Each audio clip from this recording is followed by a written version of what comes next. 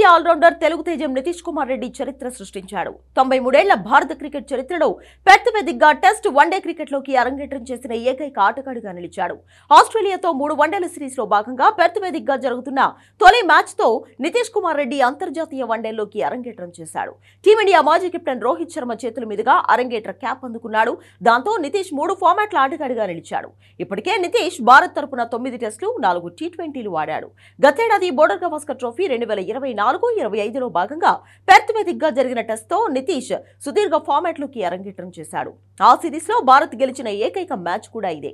Perth వేదికగా బరీందర్ శ్రెన్, సుబ్రతో బెనర్జీలు భారత్ తరపున వన్డేలోకి అరంగేట్రం చేయగా హర్షిత్ రాణా, వినయ్ కుమార్లు టెస్టులోకి ఎంట్రీ ఇచ్చారు. నితీష్ ఒక్కడే పెర్త్ వేదికగా టెస్ట్తో పాటు వన్డేలోకి అరంగేట్రం చేశాడు.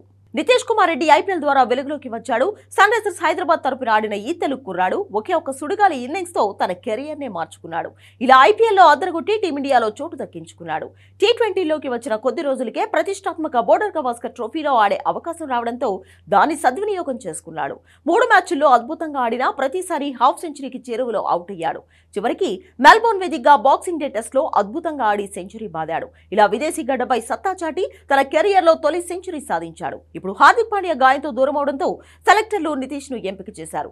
ఈ సిరీస్ లో అతను సత్తా చాటితే వన్డే ప్రపంచ కప్ స్క్వాడ్ లో కూడా పరిగణలోకి తీసుకునే ఛాన్స్ ఉంటుంది. అదే సమయంలో బౌలింగ్ పరంగానూ మరింత మెరుగైతే మాత్రం ఆల్ ఫార్మాట్ ప్లేయర్ గా చెలరేగిపోయే అవకాశం ఉంది.